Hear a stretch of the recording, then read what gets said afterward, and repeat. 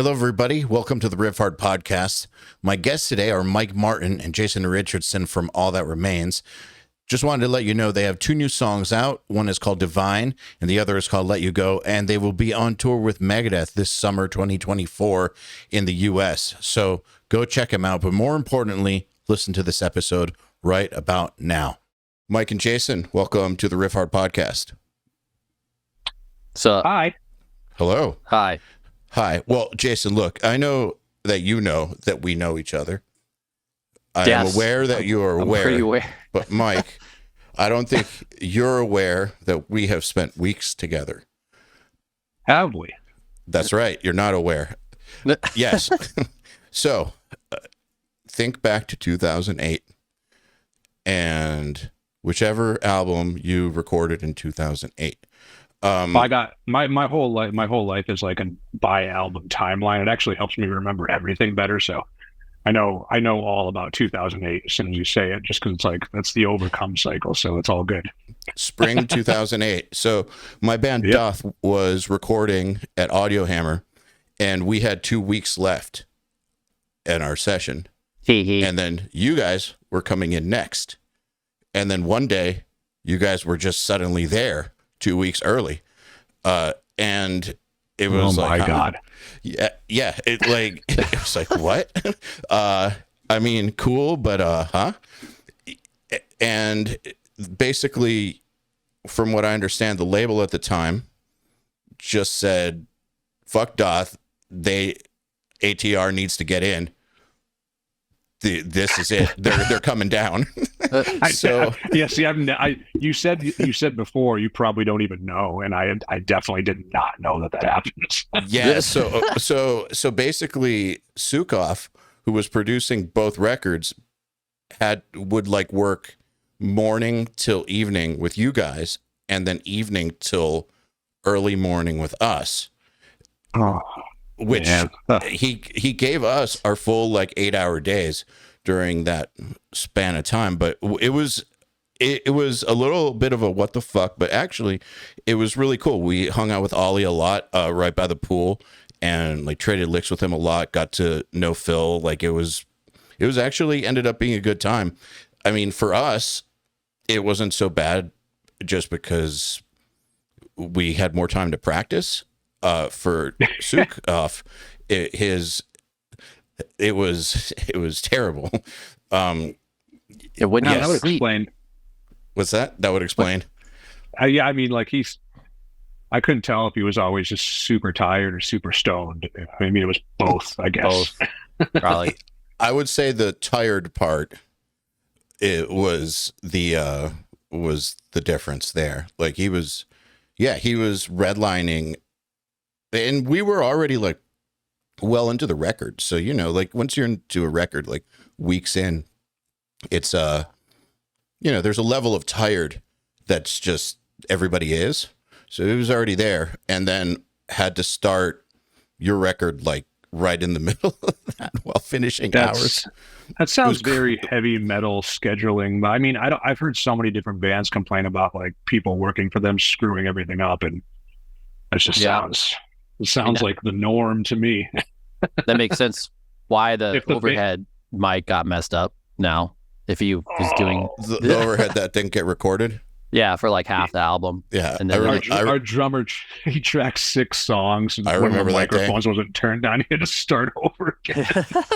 Yeah. That makes perfect sense now. Like honestly, if he's doing 2 records at the same time and never sleeping, like Look, you can say what you want about like people and their habits, but like doing 2 bands that are intense, like Doth's not a huge band, but we're very intense people. So, and it's intense music. And so like having 2 intense bands at the same exact time, and one of them is like one of the top bands in the scene, and then also 2 weeks early.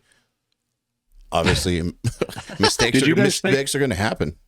Did you guys think we were like the worst people? Because none of us knew about that. No. I wouldn't be surprised if your band was just like talking a whole bunch of shit about us. I would totally understand, but we didn't know. No, like I said, we thought we had a great time. I bet if it was me, if the roles were reversed and I was in your band, and then like the other band came out, I'd been like, "Who the fuck do these guys think they are?" I would have been so pissed. Well, I did not think it had anything to do with you guys. That's good because it didn't. So I'm glad. Yeah, like I talked to Phil about it. He had no idea we were here. Yeah. They'll give people plenty of other reasons to hate him. That's not one of them.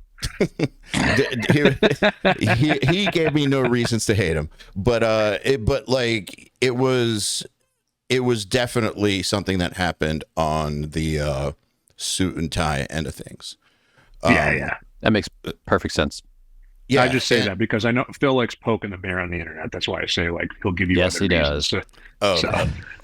But usually like as far as mingling with other bands and stuff goes and getting along with other bands, we've never had problems. So it's like if Phil found out something like that was happening, he would be like, I don't want to screw up with other bands.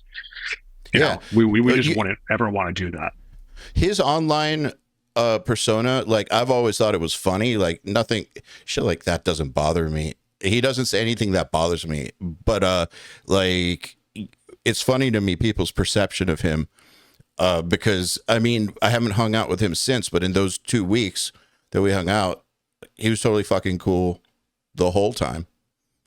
Like it was like, seriously, it was, I know you would think that we would think you guys are a bunch of dicks, but we didn't. We had a great time hanging out.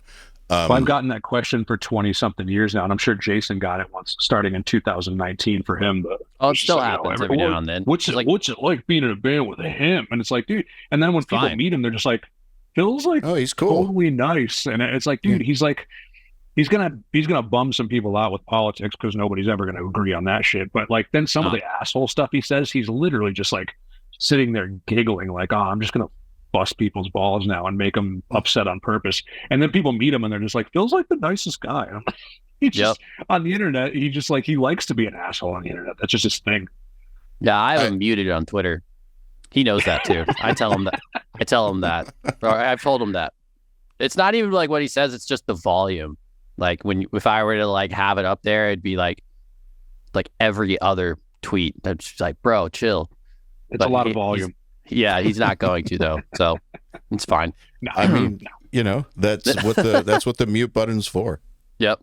The mute button and the block button are two different things. Yeah. Anytime like he tags like music stuff, I always see it, and like I'll go out of my way to like check it out every now and then and make sure I interact. But yeah, on my feed though, no, it was just the volume. It's like, bro.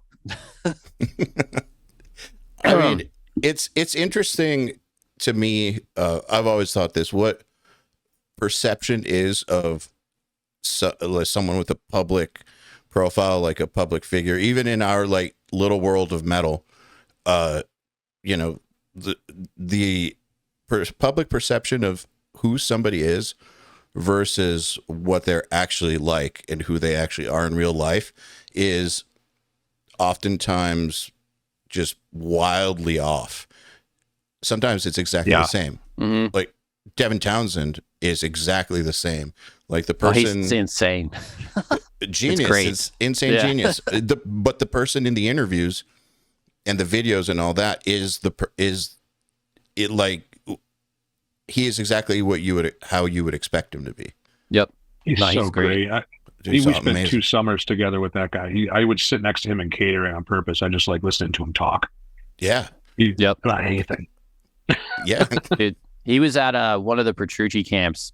I think it was the very first one, like the very first Petrucci camp that I was at. And he didn't bring like any gear with him. He was like in the middle of like recording. He just showed up with like a guitar and a gig bag and no playback, like nothing to do like his performance at all. That's literally awesome. The dude, Matt Picone, shout out Matt Picone from Fractal. He was there too. And literally like I drove up because I was still living in Virginia at the time. I think this was like 2017 before I moved out to LA. So I had like all my touring gear with me.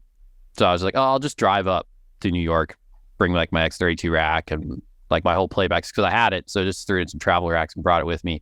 And Matt and I ended up like essentially like last second, like making a rig for Devin to use for his performance because he just didn't bring any gear with him. He was like, here's a USB with my files. and I'm sure it was still awesome and captivating. Yeah, there's like a switch for him, like the interview, like Devin, and then the opera dude on stage. That's just like commanding, if you know what I mean. Yeah. It's weird. Mm-hmm. That's the thing that you can't teach anybody, that on stage charisma thing. It's I'm curious what you guys think.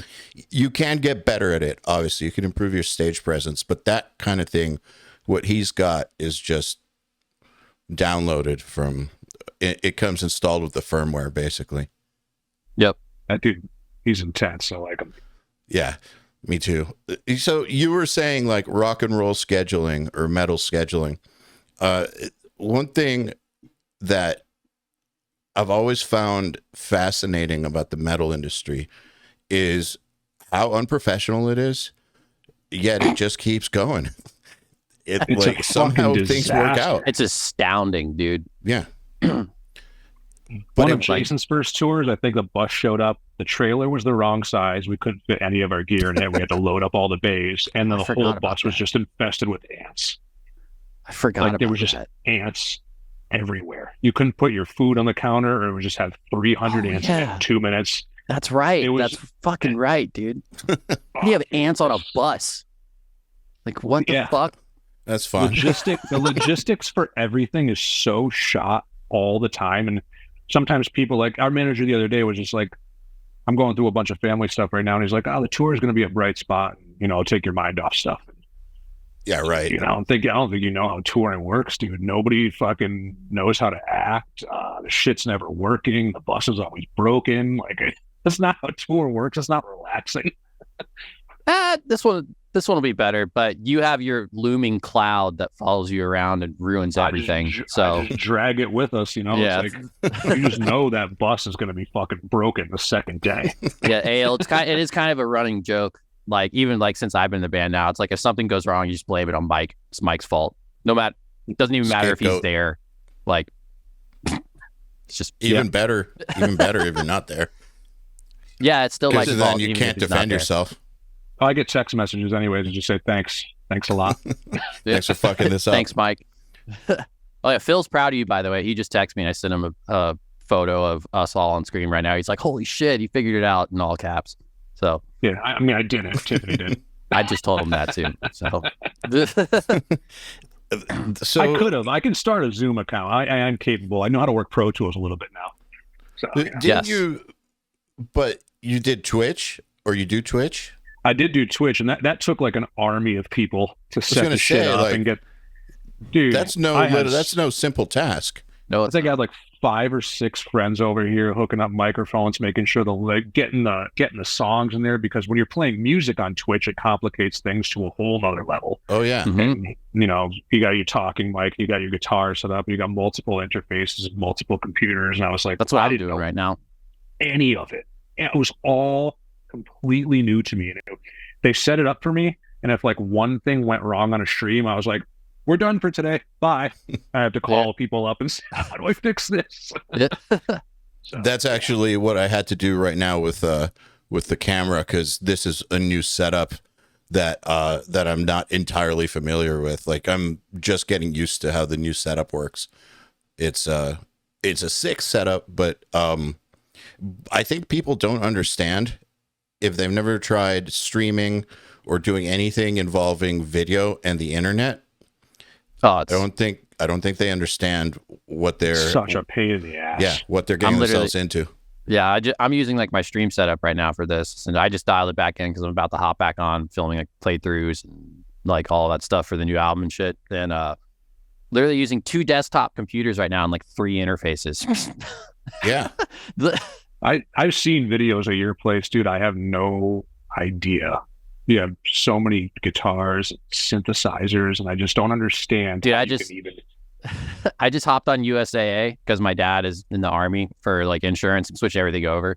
And I was like doing some math real quick, and they were like, what's like your personal property and stuff? I was like, well, I have like almost 40 guitars right now. And I just did like an average price of like $3,000, and I times that by 40. I was like, wait, I own like Yeah. that much. I have like that much dollars worth of guitars in here. I was like, holy fuck. I was like, I had to do it like 3 times. It's like, did I hit the button wrong? It's like almost like it's like probably like $150K worth of guitars. And I was just like, Jesus fucking Christ, dude. Because I don't pay for like, any of them, fortunately. But I was like, The best bank account ever. It's like, time to hire holy that shit. armed security. yeah, Yeah, it doesn't depreciate usually. Nope. Man, when I left Florida, so I worked at Audio Hammer for a while, as you know, and then when I left to start URM, I decided I was done recording bands for good. So I sold off a bunch of gear that I knew I was never going to use again. Like it wasn't a question. It was definitely never going to get used again.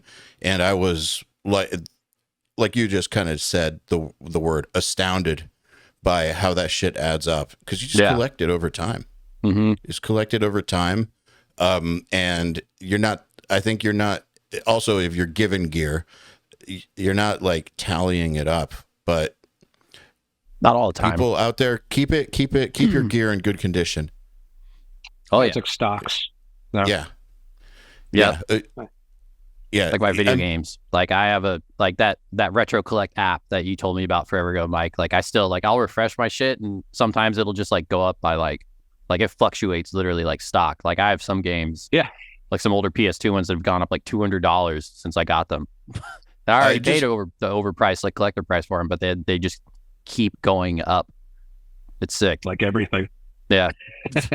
I just saw an interview with Joe Bonamassa where he said that if he were to decide to sell off his, vintage guitar and amp collection, vintage and boutique, that he would tank the entire market for it, because it would get flooded with so much stuff that the value of everything would go down. It's that much. Apparently, it's that much stuff that him selling off. He has houses on both coasts just filled to the brim with like the most expensive gear you can have. Damn. That's what I've heard. I haven't seen it, but that's what I've heard. Like, yeah, it would be a cataclysmic event for the gear market. Apparently, if he just stopped buying stuff, the value I think of everything would go down, because like every time something vintage comes up, everyone's just like, well, Bonamassa's gonna buy it, so he goes and does, and it's just like who has that kind of money for all these like $400,000 59 Les Pauls and stuff, Not many people. I mean, they can't sound that much different. It's definitely cool to have, but it's like they don't. I don't know. The boomers newsflash, they definitely don't. Dentist guitars. Is that what the term is, Mike? It's like doctor guitars. Yeah. Dentists and doctors. The boomer thing too, it's like you can't replicate old wood. So if you talk to somebody who loves Les Pauls and it's like, dude, well, 59 Les Paul sounds like the wood is from 1959. You can't make, I was like, okay, cool, that's fine. We're not. Sure, that's fine. It's not going to be any good for us if we put EMGs in the fucking thing and play metal. Yeah, I'm sure the difference is 5 figures worth of sound. Like you're going to be able to hear it on top of all the garbage hardware. The garbage hardware from that era. Collecting is a lot of just like, I just want to tell everybody about it. Leave it there. And have you ever played one of those old guitars? They're awful. Yeah. Yeah, exactly. Yeah. Guitars have gotten so good. Even like just your low bottom of the line or like middle of the line factory made import from any of the big companies. Mm-hmm. Like those guitars are so much better than vintage guitars. Like just the quality of guitars has gotten crazy compared to what it used to be. It's cool for me to see because I've been getting Music Mans since like my first real guitar was a Music Man when I was 14. I saved up over a year for it and I still have it. And that was when JP only had that one model. So it's like I kind of have like almost like a museum in a way of like Music Man guitars, because you can like see the differences and changes that they've made progressively over time, like throughout the models. Like even like moving. It's probably gotten better. Oh yeah, they've definitely gotten way better. They've streamlined it and figured it out, like, over time. Because that guitar was, I'm 32 now, and I got the guitar when I was 14. So that guitar is coming up on 20 years old at least. So you could see like moving the bridge pin, like neck profiles, just overall, just everything about it just evolving over time throughout like the collection that I have from them. Weird The companies, certain companies do there's old stuff is collectible to people sometimes just because of value or whatever. But like if you play an old PRS, like the new ones are so much better to me. Mm-hmm. But people, I want like an 86 PRS because it's worth, this much money, which is fine. But like certain companies get better with time, like Ernie Ball and PRS do like that. I feel like their newer stuff is better. And then the Gibson people are just like, I need to get one from the 90s because that's the good wood era, and Gibsons suck now and blah blah. So like it's like Gibsons, like it sounds like they've regressed to people on the internet and listen to everyone complain about them. That's kind of a unique case though. That's the Gibson story is kind of just like a very dramatic, just fucked up story. I think most of the companies have gotten better over time. Probably. I agree with you though. If people are into it because they like collecting things, fucking knock yourself out. Cool. I do that with video games. Yeah, so. Like awesome. And I don't knock people for being into that. The thing that bothers me, and this is mostly because I'm trying to educate people in the URM and Riffhard communities, is when they get like, it's almost like ideological about this shit. And they talk about gear and instruments that they have never played. They don't know what the fuck they're talking about and think that old in lots of ways means better. And it ends up affecting how they view themselves, as in, I can't afford this, like especially on the recording end. I can't afford this this vintage shit or this shit that I see in this crazy studio that this dude that I admire has, so I'm not going to be able to get that good, which is just false. It's totally false. So I think that if people want to collect, cool, but I think that for musicians and producers coming up, it's really, really important for them to not get lost in that fucking black hole of bullshit about old gear and gear basically mattering more than it actually does. Yeah, there's some. Norman. Or go ahead, Mike. Sorry. Oh, no worries. We were me and Ollie were in Norman's Rare Guitars when we were out in LA recording. It was like 2016, and Ollie was like the most positive person ever, and really never had anything bad to say about anything. Even any guitar, he could find something like, oh, I like this because of this, and he was sitting there playing a $20,000 guitar, and I was just like, Ollie, how is that? And he just goes, it's fucking terrible. And that was like, it's just like, there's so many guitars in that place that are so expensive, and they're just like, they will make your hands bleed. It's like, I don't, if it sucks to play that bad, I don't want to spend that much money. Yeah, it's just, so yeah, expensive and old doesn't always mean good. No. Expensive and new also doesn't mean good, because also true. We're no naming names, but we all know Boutique. I think it was the worst in the years between like 2005 and the pandemic, but like somewhere in that era when the Boutique thing, like the small boutique guitar builder thing started to really happen. And then suddenly by like 2010 or 2013, everyone I knew was like suddenly a guitar builder, and they were all making shit that looked crazier than the next dude. But without fail, anytime I would play one of these guitars, there'd always be some like major fucking flaw with them. They were just, and they were so expensive, but they were generally just not that great. But people online would go nuts about them and like spend like $3,500 on a guitar that's just not as good as like a $1,200 Ibanez or something. It's just not. It just looked fancy. I think that seems to be subsiding a little bit. But did you notice that weird, shitty but overpriced boutique guitar trend?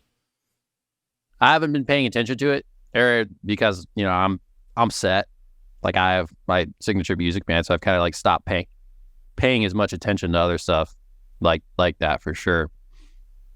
Personally, I think I like it's different gone brands like more so than Jason. I still like old guy guitars and a lot of different brands. Jason's been like with that company for so long. It's just like that's his thing, and that's it. PRS is like my thing, but like I still like. It's fun for me to play. Those are great guitars sometimes, or Telecaster or whatever. Like it's. I just have the music version of that.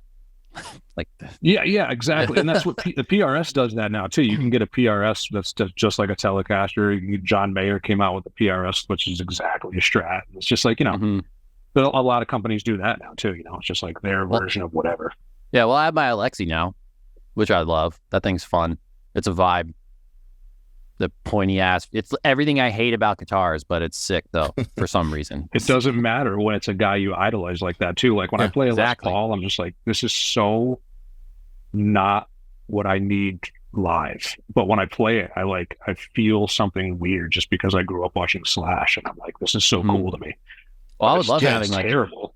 like a gold top one for just because I remember when I was a kid, like just seeing those. Like my first guitar was a Les Paul. It's still at my parents' house in Virginia. It wasn't like a crazy over the top one. It was a gothic black one from back in the day. It still says Gibson on it, but it's like their bottom tier of that, just a flat back Les Paul. I have a terrible story. I have just a traumatic Mm-hmm. story. It was a trauma. So yeah, when I started playing guitar, my parents made me play classical first because they didn't believe, like my dad's a conductor. He was not into the idea of me playing electric guitar, so he made me play classical in hopes that I would just hate it and abandon it and not move on to a noise-making instrument like electric. But so it was, you had to play classical for 6 months, and then this was like when I was 12 or 13, and then we'll get you an electric. So I made it through the 6 months, and then they got me this like really shitty Squire. So I saved up all like a baby blue Squire. So I saved up all summer for this black Les Paul Studio that I had my eye on. And, by the end of the summer, I had enough money, and I got this guitar that I'd been like dreaming about. And the night I took it home, like I went to a friend's house and to show them, and we played on it. It was sick. Leaned it up against the wall, and it just kind of like slid. It just like slid a little. Those headstocks. The whole neck. But it didn't like fall. It didn't fall or anything. It wasn't like, oh yeah, it like fell 20 feet. It like just slid over like 2 feet and like hit a cabinet like gently, and the neck just fucking came right off. Just like that. It was such a bad day. It was terrible. That makes me so sad. I know. It was traumatic. Actually, yeah, mine actually face planted off a drum riser and it cracked the headstock, and we had to get it fixed. Everyone's got a broken Les Paul story. It's funny. Yeah, or Les Paul that won't tune. I mean, they still don't. None of them stay in tune still. Yeah. I brought a Les Paul on the road in like 2015 for the first time. I had been fortunate enough to get guitars for free for like a number of years through endorsements. And then one year I was just like, I got this cool, fairly cheap Les Paul Classic on eBay. I was like, I want to bring this on the road. And it was the first time I brought a guitar on the road that I paid my own money for in like over a decade. And my guitar tech dropped it, and the neck cracked. So of course. It was the first guitar that I put any money into in like the longest time, and it was the first one that got dropped and broken. Of course. And that was the last tour on that one. I went home and sold it on eBay for like $600.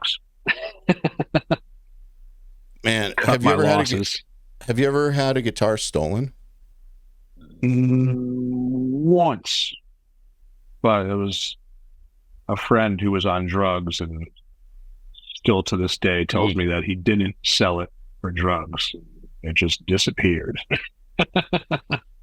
Yeah. Sounds like it did disappear. Yeah, it disappeared. Yes. I had a a microphone stolen from the studio once, and it wasn't my microphone. It was one of Jason's U87s.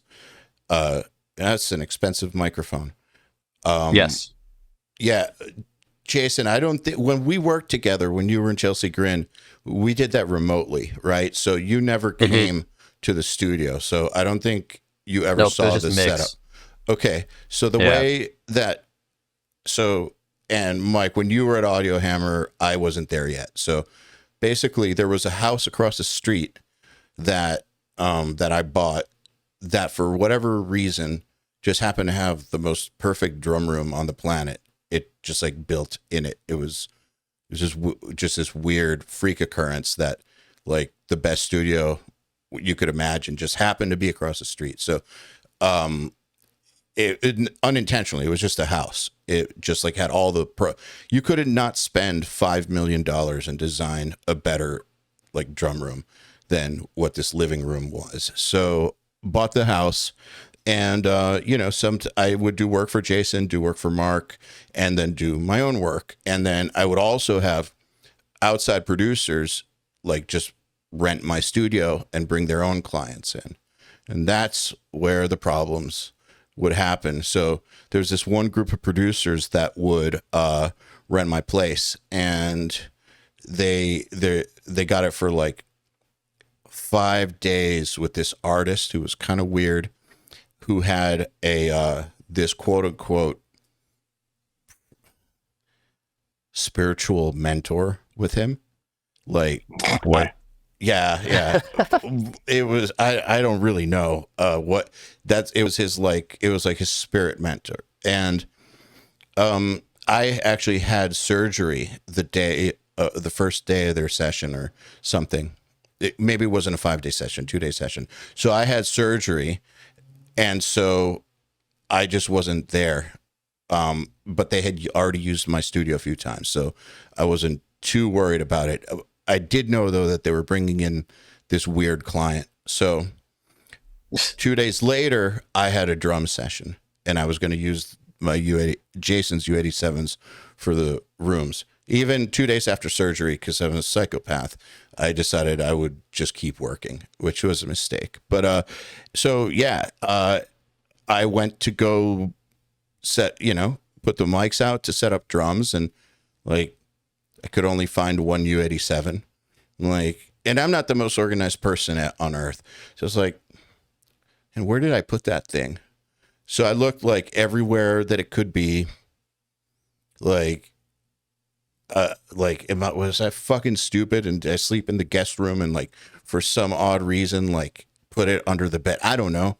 Eventually it just dawned on me, this thing is gone, and it was that fucking weirdo.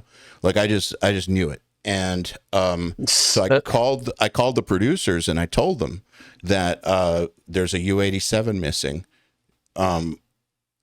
I think your client took it. And they were like, no way, man. No, he's cool. We're coming over there right now. So it's like, all right, there's two possibilities. They're going to come over here and I'm going to get a gun in my face, or they're going to come over here and try to look for it or something. But, like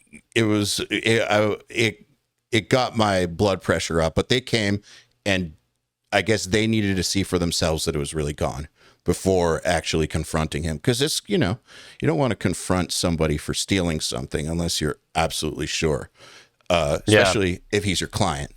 So how much are those bikes again? I know they're not cheap, but they're like $2,800 at that time. Yeah. Mm-hmm. Yeah. It's not an SM57, yeah. So I knew that. I just couldn't remember specifically. That version of it at that time would be $2,800, dude. And it wasn't mine. That was Jason's mic that was stored at my house. I'm responsible for it. They tore my whole place apart, just like ripping cushions off couches, like kind of like they were looking for lost drugs or something, but I couldn't find it. And they said they would talk to the guy, and the guy said he didn't have it. So my my answer to that was, well, look, the guy left his guitars at my place, and you prepaid for the session. You still have 5 days left. You're not getting any of your files. I'm keeping the money, and I'm keeping all of his instruments, unless that microphone comes back. And what do you know? Like 2 hours later, it came back. Yeah. Yes. Crazy how that works. I know. I don't know why I just thought of that, but because we're talking about breaking guitars and guitars getting stolen. But it's in the same vein. It's the idea. What got me thinking about it was the idea that like not taking expensive guitars on the road because you could break them or have them stolen. And I started thinking of friends of mine who have had guitars stolen on the road. Like, did you ever hear what happened to Chimera in Mexico? No. They took their guitars to Mexico. Good. Yeah, they took their guitars to Mexico and they didn't come back with their guitars. And it was like 8 PRSs and like, oh shit. So yeah. So I don't know, like, what, Jason, do you take your nice ones on the road? Yeah, I mean, that's all I have are my nice ones. I don't really have other ones. I fortunately, knock on wood, I've never had anything stolen. But I did just have something happen recently, though, that because on my last tour that I did for my solo tour, we were in a bandwagon. And I don't know, people listening, if you've never been in one, it's a box truck. Like, you don't even need a CDL to drive it. It's just literally a fucking cab with a house put on it with no suspension or like anything. Like, they're awful to ride in. But I had 2 guitars and gig bags in there, and they fell out of bunks a couple times. Ooh. And I didn't notice until later, but they were like finished. It looks like I had just had them sent in to get checked out to make sure they're good. But there's like cracks around like where the neck connects to the body, because it was in a top bunk. Like, it fell like 5 feet, at least, like in a gig bag, just getting thrown out of the bunk because the things rock around so much. That's character. Yeah. Well, as long as it's not like legit cracked or anything like that, just like from falling. That sounds bad. Yeah. That actually sounds bad. Yeah. No, you have to pay $10,000 extra for a Gibson with all that wear. So you might as well just do it yourself, Yeah. Just throw it down the stairs. It's funny to me, those guitars that come like those pre-ripped jeans. Relict. Yeah. Mm-hmm. It's lets funny. the tone wood breathe, dude. Well, oh God, that's so funny. What do you think of tone wood? Metal guys are just such dicks. We can't help it. I mean, do you think tone wood's even a thing? I mean, to an extent. Okay, is it like how much of an extent? Not very much. I mean, there's probably like a little bit of one, but I mean, there's definitely a difference between a $500 guitar and a $3,500 guitar. But once it starts getting up into like 5 figures plus, that's just like, dentist guitar shit where it's like, it's just old. It's not better. It isn't like that anymore. It just makes me think of people who pay like $5,000 for a cable or something when, look, it's copper. It's copper. Yeah. And can you and I don't, yes, there are some shitty cables out there, but I don't know, man. The tone wood thing, here's the thing, is like we said before, I think that if you're into collecting, badass, if that's your thing.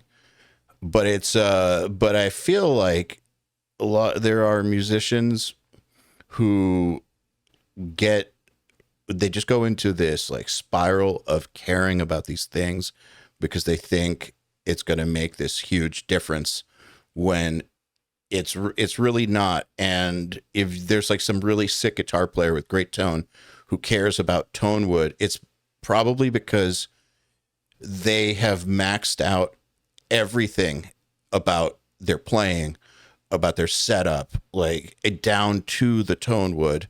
And they're, when you're like going for like that last 2% of perfection, cool.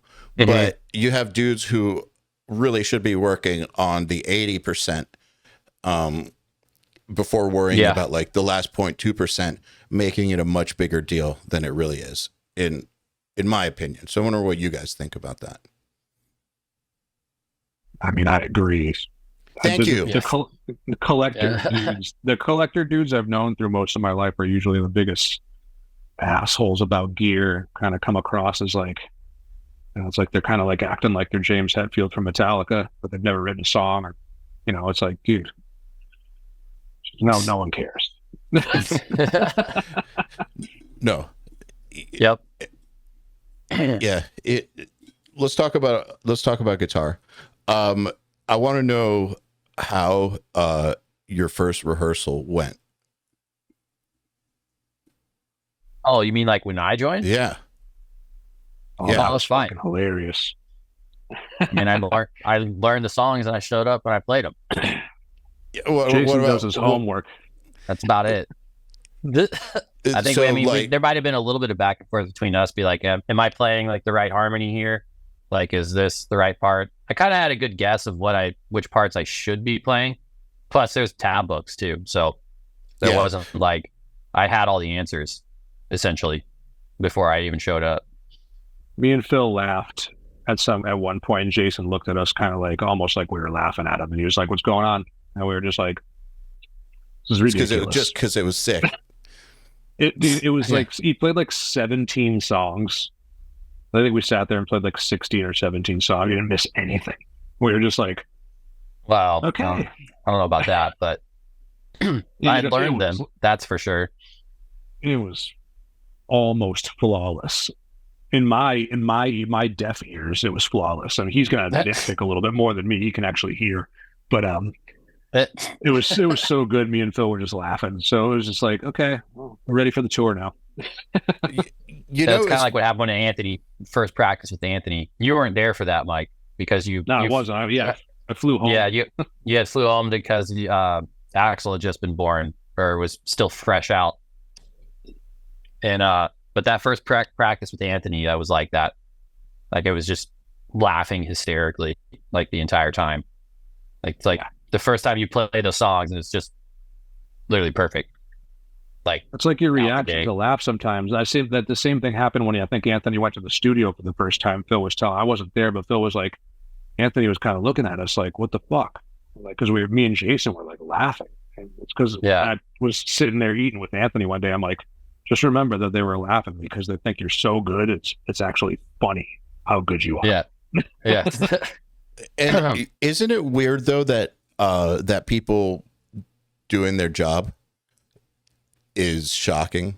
In metal, fun. It's because it's half-ass metal. Yeah, because I've had that reaction too, where you get something back and it's just sick, but it's like, well, yeah, I was hoping it would be sick. That's kind of that's the job.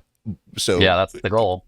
That is the goal. Yeah, that's what it should be, but it's still like so rare that it reminds me of this Billy Joel quote, which he got an honorary doctorate at Berkeley, and he said something, and I'm going to misquote, but along the lines of, "I'm not special, I'm just competent in a world full of incompetent people," which I thought was pretty awesome. That is really good, actually, if you think about it. Pretty nail on the head. Yeah, because it's just surprising when someone does their job. So, like, I guess when Jason came in, you guys went through all those songs. Was it just one of those, all right, cool, we search over kind of thing? Or we had to go to Europe. We had to go to Europe, and Jason was going to fill in for us, so he filled in. And I'm pretty sure me and Jason went and got like I remember it was the last day of the tour. We were in Amsterdam, and me and Jason were at a Starbucks, and I was just like, dude, so you should just probably join the band. He just laughed. Yeah, we'll see what happens when we get home. We'll talk about stuff. It was like, here we are.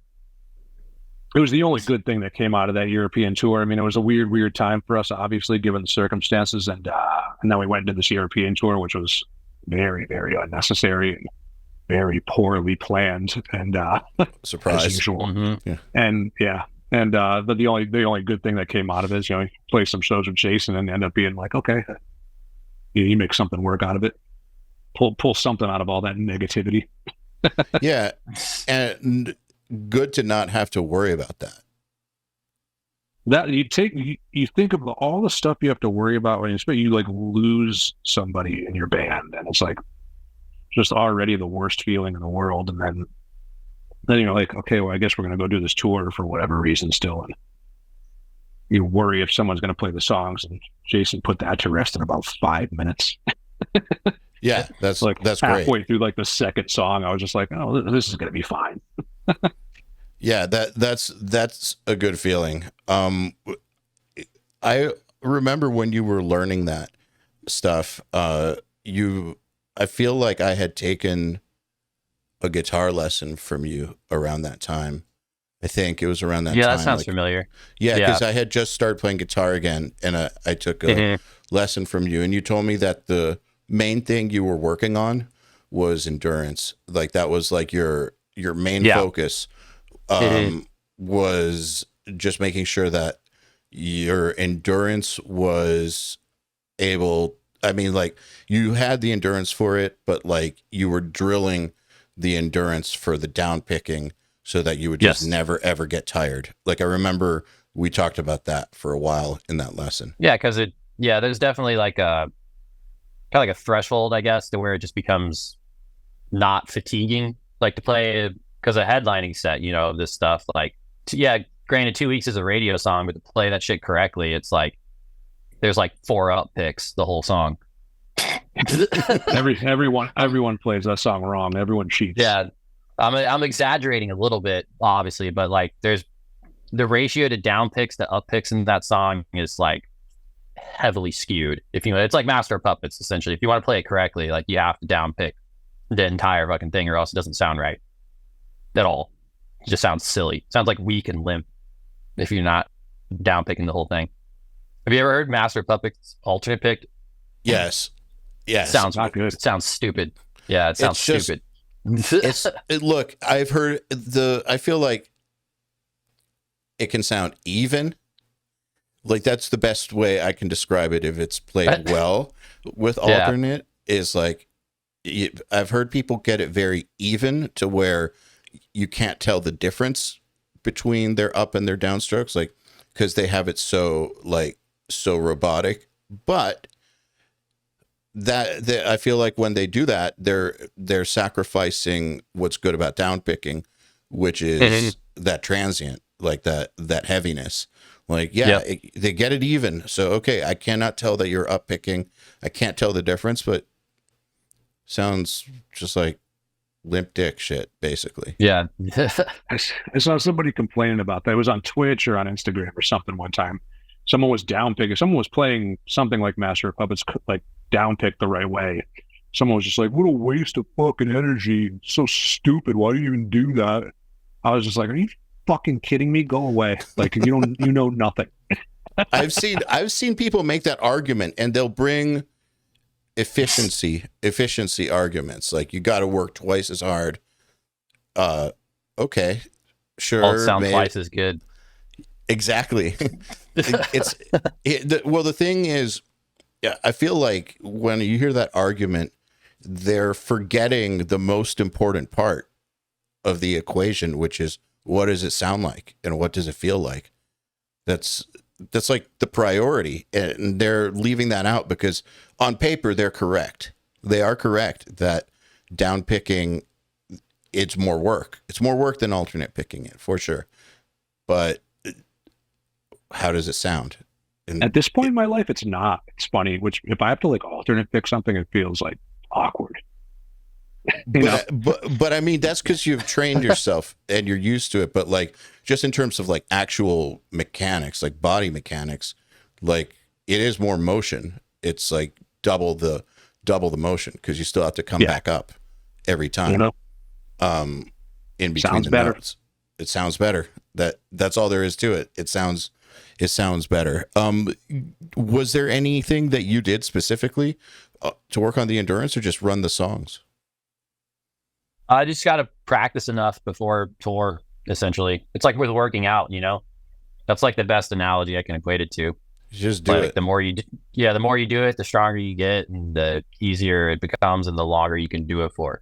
Like, because when I don't practice for like a week or two sometimes and I come back, it's just like, it's like you just feel your hands feel like they're drooling almost in a way. It's just like you just can't do it until you just keep doing it over and over and over again. Got to get in shape It's for like a marathon, Yeah, exactly. totally. That's what I've already started. Like we have a that Megadeth tour coming up like in almost a month is where it starts, which is crazy. It's coming up really fast. And yeah, like I'm already like starting to like drill practicing again and stuff like that because I have been playing, an hour set or like 30 minutes to an hour just straight like down picking for the most part, like consistently the whole time. So just have to start getting like back in the gear to be able to like do that. Yeah, I'm already and not standing have to up. worry about it essentially. Oh, you're already practicing. Yeah, and I was like, I've been playing sit for the last 2 years. I haven't been on the road for 2 years. I've just been sitting in a chair. I'm like, I gotta stand up and play these songs. Oh, it matters. Yep. Big difference. So would you say that like what? So like a month out, 5 weeks out will be when you start. I guess I realize you haven't toured in 2 years, but like just like in general, that's about how long you'll start working on like your personal ability to play or this at least shit like on stage. Yeah, or at least like start paying attention and like consciously practicing more. Yeah. At least like drilling at least a little bit the songs like,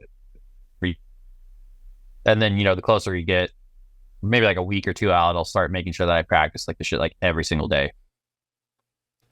Mike, what about with you? Like you said that now it would feel weird to try to alternate pick certain things. Like, do you work on down picking all the time or specifically I just for play the songs. And there's no like exercises or anything. It's just like everybody's always asked me advice about that for the longest time, and I've always just said Master of Puppets. And I was like, how do you get faster doing that? And I was just like, just go learn every song on Master of Puppets, and you're good. And yeah. Yep.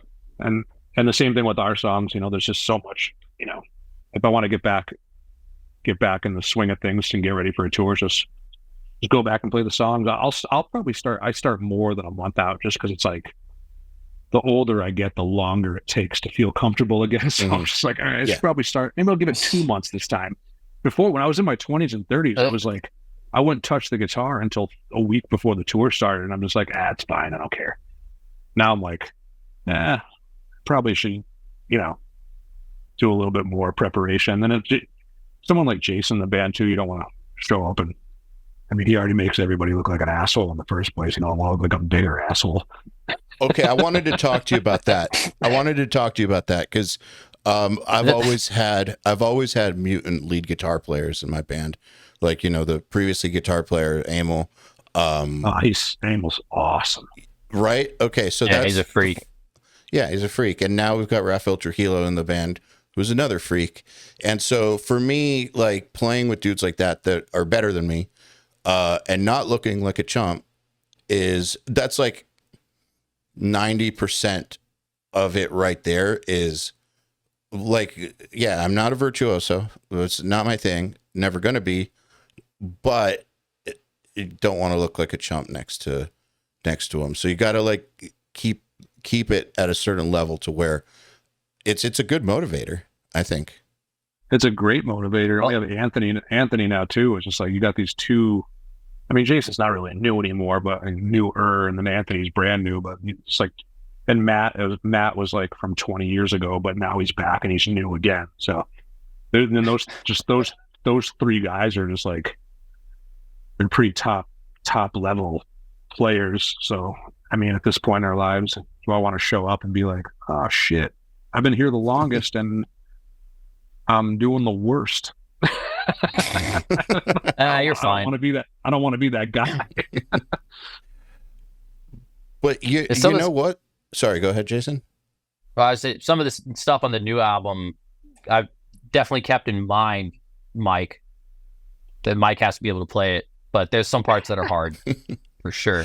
Well, yeah, I've been Definitely. working on that part. That arpeggio So part took me Yeah. 2 months. okay. So that said, like right now, I'm having to learn some of Raphael's parts from the new album, for future tours and stuff, and like like he was in Obscura and stuff. Like the shit he writes is no goddamn joke, and I'm having to start way early to get it, and I'm having to just basically get better in order to do it. So I'm Yeah. just wondering, like That when ends up you, happening. yeah, it's what you got to do, or else not be able to play it. That's not an option. So Yep. like, yeah, when you get a riff from Jason, that's like crazy. How do you go about besides just sitting down and playing it? Like how do you get it to where you get comfortable with it? Like, what's your process? At first, it was like anxiety. The Divine was the first song that Jason sent us, where he was just like, "Here's this like basically finished song, and here's some tabs too," which we're never been used to. Like, Ollie would do tab books, but it was like after the record was done, and Jason like writes the song and then sends the tabs over, and you're like, "Holy shit, okay." I mean, which is more efficient than him sitting there. It's a great way. It's a great way to do things. Yeah. It is, because he doesn't want to sit there and watch me suffer through all this shit. So it's like, I mean, he sent Divine over, and it would. Well, I mean, I'm sure you get a little bit of a kick out of it, but what was that, a year? That's over a year ago now that you sent the tab for Divine. Yeah, longer than that. That was the first thing I wrote, like for the album. That was at least like 2 years ago now. I feel like it's been a minute. When I started the tabs on that song, and I was kind of like out of tab reading shape. Like that's like kind of like another thing that if you don't do it for a while, you kind of just sit there and squint, like, oh, you're really slow and old. And man, I was learning like the first riff, and I was just like, I don't even know if I can do this. So it took a really long time. But then by the time he sent the second song, I was like, it was more very All That Remains style, and I was like, okay, that one's not too bad. But then there was a couple after that. I was like, oh, Jesus Christ, again, like, come on. But it was like I kind of got in better shape, like getting through the stuff. And then now it's at the point now where like he sends tabs over for something, I'm like, oh, sweet, like I actually really look forward to it. But at first there was a bit of anxiety, just like, because Divine is just like, it's just a bitch to play if you're me. So for him, it's like, it's like just, oh, cool, this is what I do. For me, I was like, what the fuck is that? Like, come on. So there's some All That Remains. There's some All That Remains-ish parts in there, and it's very obvious, like it's like in our style. But like some of the stuff that's very Jason Richardson style, it's just like, oh, so same thing. Going back to the working out thing. I tell everybody Jason's my personal trainer now, because it's like whipping me into guitar shape that I've never been in before in my life. So it's actually really, really a good thing. Just extremely frustrating at first. So you get to practice your patience as well. Yes. Yeah. That's what I get lessons. Like if I get lessons and stuff like that, they're like, yeah, I want to learn how to sweep. And I'm like, well, how long have you just been playing guitar in general so far? And they're like, 8 months. And I'm like, yeah, that's it. Like you gotta be a little patient. Don't jump the gun at all. Like it's like you can't read before you know your alphabet. So yeah, it's definitely like a phase by phase kind of thing. You can't just jump into the deep end with like a center block on your feet and then expect to be able to like survive. Yeah, it just takes time. It just takes time. I've noticed that the biggest problem people have is patience. Patience and then also distractions. Because I feel like if people would just be more patient and not put unrealistic timeframes on themselves for how long, like with mixing or guitar, like I should be able to do this like my hero within X amount of time. And then also if they quit distracting themselves, those two things, people get a lot better, a lot faster. 100%. Yeah. Yeah. Fortunately, we had bricks and like flip phones back then when I was still learning this stuff. So the distractions were much more minimal when I was still like practicing technique and like first started taking guitar seriously and all that shit. Like there was none of the distractions that there were today. Kind of miss it, honestly. I have to make serious effort. Like if I don't make a point of like turning the phone off, and then because if I'm practicing, it's usually at the computer, of making sure that no messaging apps are open, no other tabs are open, just the metronome or whatever I'm using in Guitar Pro or whatever, and no notifications coming in, do not disturb. If I don't do that, I'll get through. And this goes for like anything I'm working on. I'll get through, but it'll take so much longer. Like it's crazy how much longer it'll take. Yeah. Sometimes I'll have to literally like throw my phone out of arm's reach because I'll just be like, God damn it. Like stop fucking touching it. Stop. And then I'll notice terrible. Like, it's like 20 minutes later and I'm just like, why am I still looking at this fucking bullshit Twitter feed that has nothing I'm actually interested in it? But yeah, it's weird. Have you ever had those mornings where you make the mistake of opening Twitter or TikTok or Instagram every morning, and then a reel gets you, and then the next one, and then before you know it, like sometimes I'll hit back and realize what reel I started on, and then it hits me. It's like, that was a long time ago. Yep. I've been in this rabbit hole. Yeah. But I've been trying to tell myself to just not do that and just get out of bed. Yes. And it hasn't happened yet. I still just keep picking up my fucking phone and just doom scrolling and wasting like the first like hour of my day, like 30 minutes an hour before I even get out of bed. And it's stupid. And I know it's stupid. And I need to just stop doing it because it's just better. It's just, you just have to. I have a few friends that they intentionally make sure that they don't do that. Like they won't even look at their phone for like the first half hour that they're up. I stopped. Which I need to start. Yeah. I used to sit on the couch for an hour, and a half drinking coffee and doing that. I go to the gym and I get up and I just put my clothes on and go to the gym. I'm like, this is so stupid. It's such a waste of time. So, and then the same thing at the end of the night. I used to be like, oh, I have a kid now. I don't have time to practice. And then like at the end of the night, I lay on the couch for an hour and a half looking at my phone. I'm like, what the fuck am I doing? I just go into my basement. I practice instead. I'm like, that's like 2-3 hours out of the day where it's like I'm getting, instead of just sitting there looking at nothing, I go to the gym for an hour and I get like 2 hours of guitar practice and cut the fat off the day. You can get a lot more done. Yep. Yeah, I'm trying to consciously start making that change. I need to do it. I can tell you when I'm on like a good roll where I'm doing basically exactly what Mike just said, where first thing I do not look at social media at all and either go work out or practice or whatever, something like productive first thing during that hour where I may have been lost down a rabbit hole. And then also the end of the night where I would tell myself, oh, I'm too tired now. But really, am I actually too tired? Because I just watched 8 YouTube videos in a row or something. So instead of doing that and just practicing, like I've noticed that these things that, because I'm a busy dude. We're all busy dudes, like running 2 companies, have the band, like have a girlfriend, like we're all busy people. And so it's easy to like trick yourself into thinking you don't have time for shit. But by like not letting myself go down those rabbit holes, the social media rabbit holes, I've realized I don't have endless time. I always wish there was more, but I definitely have a lot more time than I realized by just stopping with the fucking social media. Yep. It's evil. Yes, it is.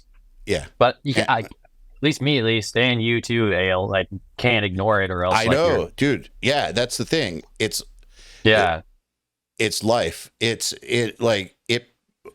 social media has like given me my career. So Yes, same. Yeah. yeah, And my good chunk of income can't promote the things to sell without putting it on there anymore, unfortunately. yeah. I wish I could just delete all of it, honestly. Me too. But I can't. So I was listening to Sam Harris the other day. I don't know if you guys listened to him or not, but he was talking to this dude, Cal Newport, who's this really great author who talks about productivity. And they were talking about distractions. And Sam was talking about when he quit Twitter. Like, he did it for mental health reasons. But that was a big deal because like the dude is like he's a public intellectual. The Twitter, for when you're at that level, that's, we're talking about millions of dollars of like income coming to that dude from him sharing his thoughts. So not being on Twitter, not engaging in that is it's a big decision, I think. And he was saying that it was really, really tough, that it went through a withdrawal, almost like this weird withdrawal. But then afterwards, he just got over it and life got way, way better, and it didn't hurt his career at all. But I think that he is on other platforms, and he's in a unique position. He's in a unique position to have been able to delete Twitter. Like Metallica, not that Sam Harris is on and Metallica are the same thing, but like Metallica could get off social media and it wouldn't matter. Oh yeah. I don't feel like I could. Like I feel like same. I would quickly disappear. Yeah, it would be cool to get to that point. Like Bad Omens just did that. Like that's great. And they were opening for us in 2019. And now they've gotten to the point where they're just like, social media is trash. You guys are all obsessive, weird assholes. And then they just deleted all their personal profiles. I was like, I want that to happen. Jealous. Jealous, yes. Yeah, absolutely. Wow. So that wasn't a stunt. They actually did that. As far as I know. I mean, I haven't been like checking up on it, but that's what it seemed like from what I was seeing, is that, it just got to a point where it's just stressful, overwhelming, and toxic. And some of the members were just like, all right, bye. Well, I mean, all the band profiles are still up as far as I know. Like, but those are, probably run by management and shit like that. So that's beautiful. Yeah. Jealous for sure. Yeah. Well, yeah. Also, they just canceled a tour, I think, because of burnout. Just like doing way too much shit all the time. Yeah, that will do it to you. But I think that smart. Taking mental health. It matters.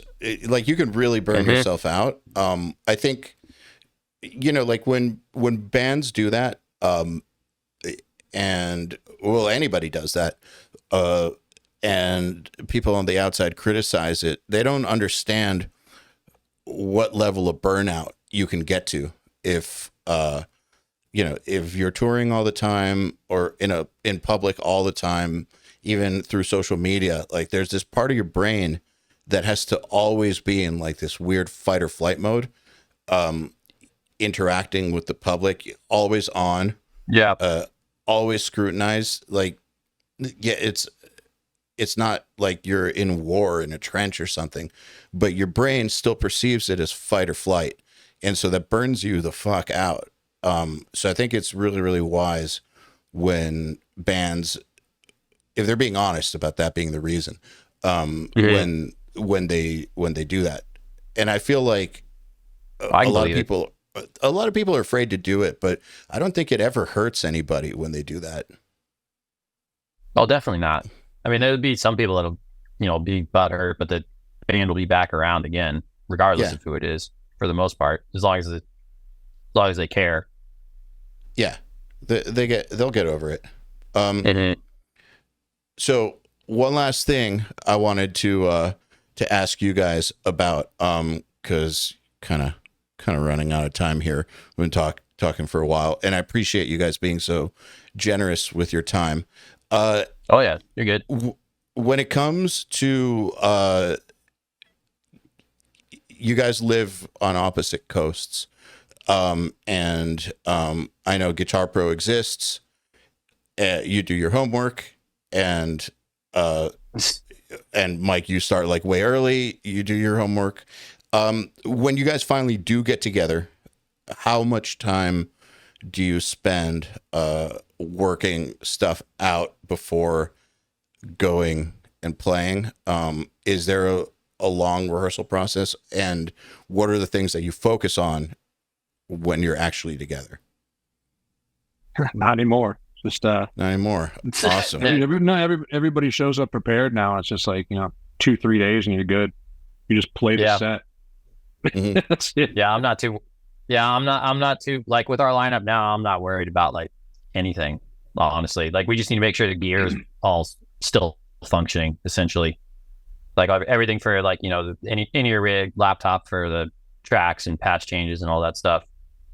I'm gonna go out a little bit early, like a day or two earlier than everyone, with this next tour coming up. Make sure everything is still good with the live Pro Tools session and like all the patch changes and stuff for the new songs, because we have that pitch shift thing and let you go.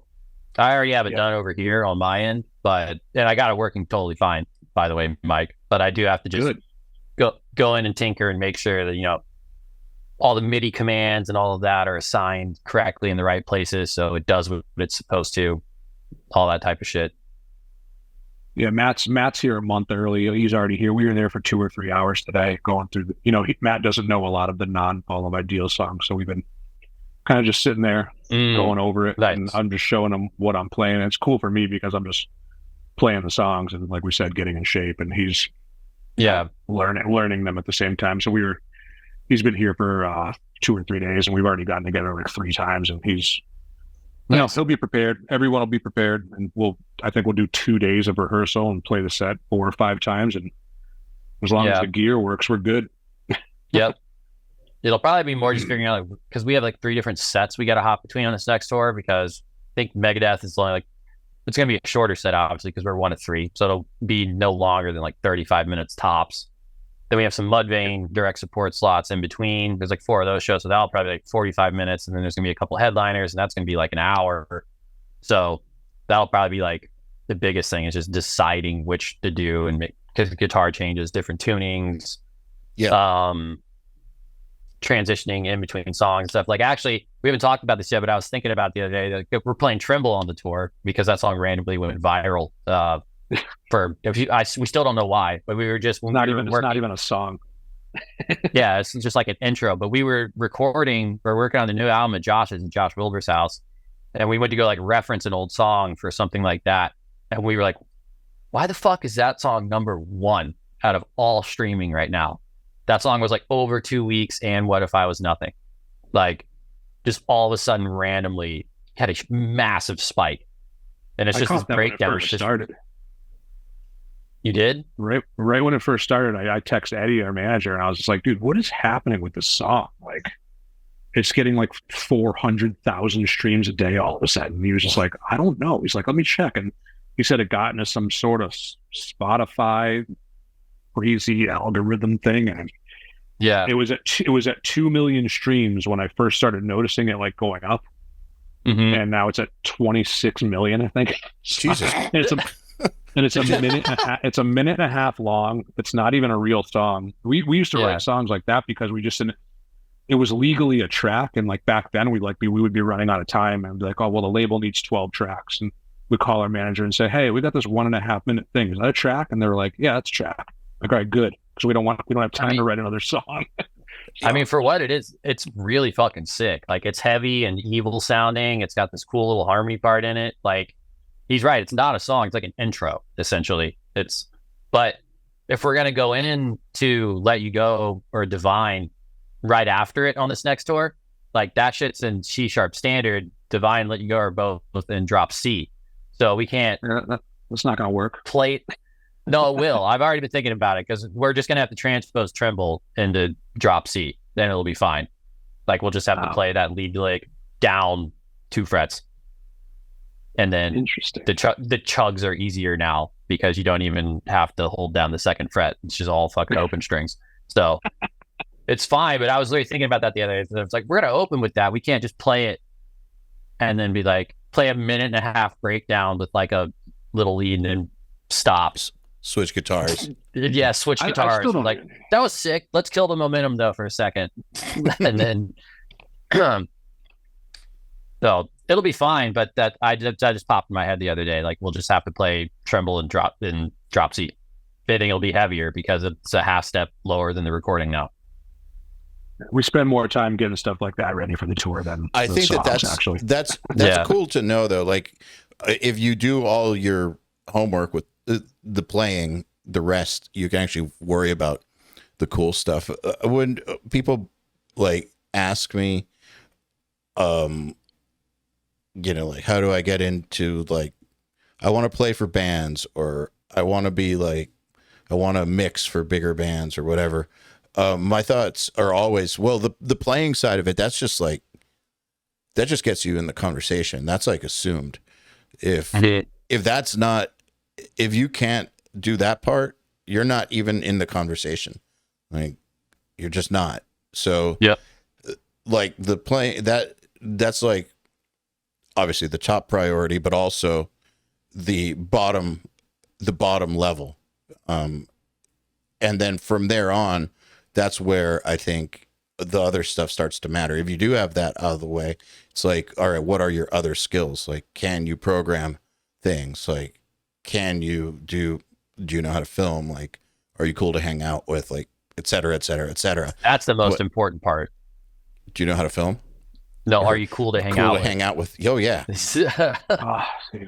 Seriously.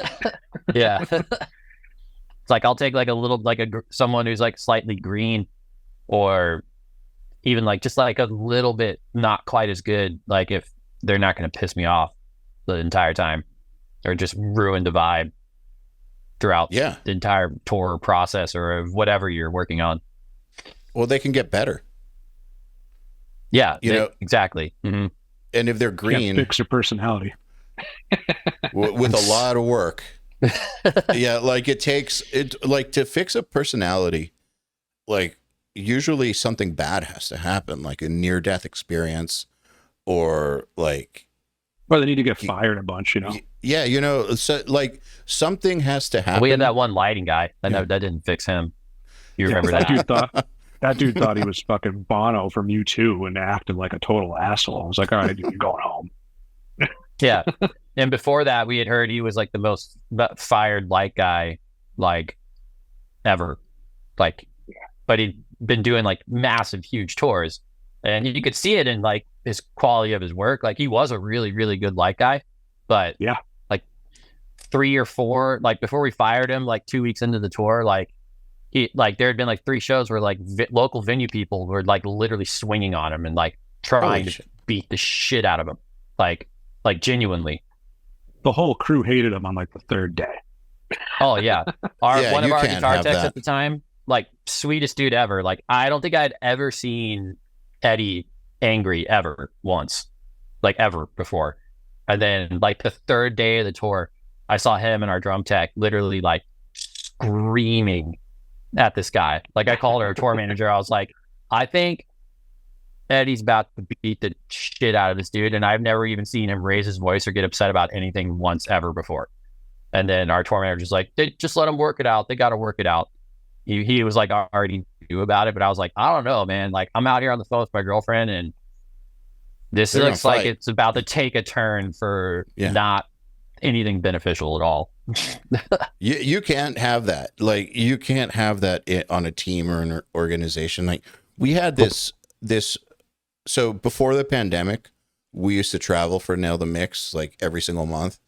I remember. Yeah, that's right. Mm-hmm. You were at the one in Maryland. Yep. So yeah, dude, for 5 years straight or 6 years straight, every single month we did that. And then we also had like the URM Summit events. And at some point we decided to bring an extra crew member, someone who would film the filming, like for social media content. And he's fucking awesome. Like, as a videographer, he's great. Like, still to this day one of the most talented I've ever met. But we have a really good track record of getting along really, really well with the people whose studios we would go to and do Nail the Mix. I mean, it's not always perfect, but over the course of 6 years, never had a real problem. And this dude would just, it was like the first time ever that I would start to notice that the mixer we were working with would be like pissed off. And then we did the URM summit, and he pissed off a bunch of our speakers, and just like kept on doing stuff like, if we would show up at a studio to do Nail the Mix where they were like, you know, maybe it was Nail the Mix and it was happening on an off day while there was a session happening. So like say they're set up for drums and they take a day off, do Nail the Mix, then resume. Like he would like knock over like a drum mic or something.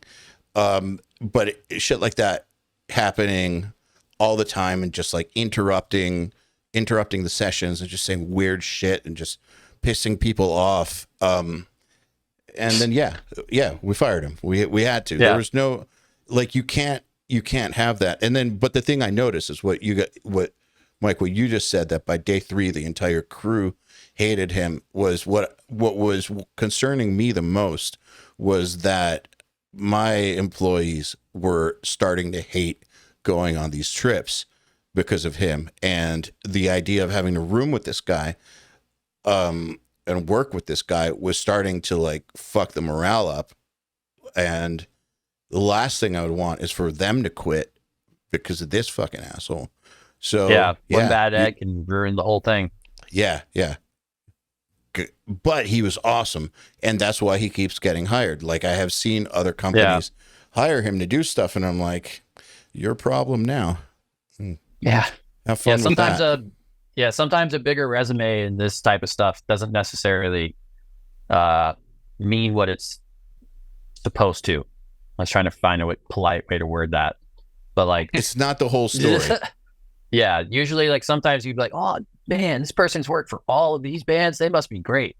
And like usually if that's not in all scenarios, because there are some techs, like like Eddie, for example, like his resume is so long because he's in fucking really high demand and so great at his job that everyone wants to hire him, and he's just always out now all the time. Like we can't even get him really anymore, honestly. Yeah, because he's here. Because he just gets. Oh, he's out by you now. Yeah, he's visiting his parents. He's in Mass right now for a couple of days. So I'm going to see him, I hope. Yeah, he was just out here like a couple weeks ago, and I saw him. So, see, yeah, he just gets paid. He gets paid so well now, and is just in such high demand that it's like anytime we get something booked, he's already booked for something else, which is sick as fuck for him. But like, there's definitely other scenarios with other people where it's like you see their resume and then they show up and do their job, well, attempt to, and you're like, oh. We see why your resume, you have so many names under it now. It's because you show up and then you get fired a lot. Yeah, exactly. Yeah. Yeah, basically. So be cool. Yeah, it's like, don't assume that just because you know how to do something that's enough, that people are going to forgive bad behavior just because you're awesome at something. Like, you better be fucking Guns N' Roses.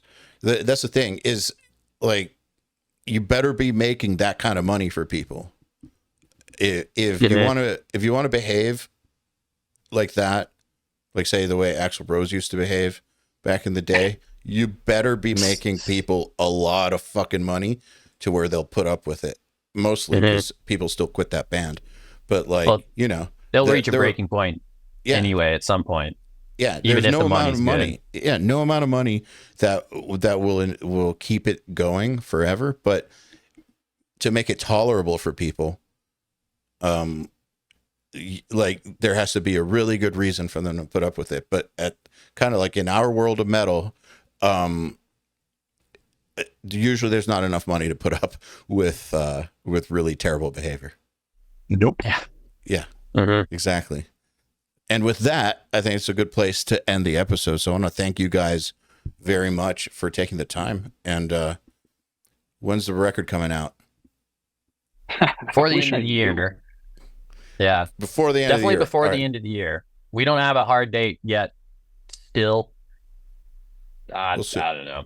Sometime. Every time I ask, everybody's we're not sure yet. I'm like, Okay. shouldn't there be a date? There's 2 songs out already. Well, Yeah, they're it'll sick. get there. Yeah, and congrats on finishing it, I guess. And It's like 90 future congrats for when it comes out. 75% done. Actually, since got a text from Josh. I think he just sent like one of the last tweaks that needs to be done. Actually, while we were on this podcast, I just got a text message. Well, congrats on the 98.75%. Yeah, it's pretty much. Yeah. It's literally like that fucking close. Only took like 6 years, so it's cool. Yeah, I mean, I'm very excited. What's a to few be more past months? this phase. Yeah. Yeah. Hey, Well, no, we can't. No, we gotta get this fucking done. You'll get it done. You're almost Yeah. there. All right, well, have fun on the Megadeth tour, and thanks, dudes. Yeah, Yeah. man. Thank you.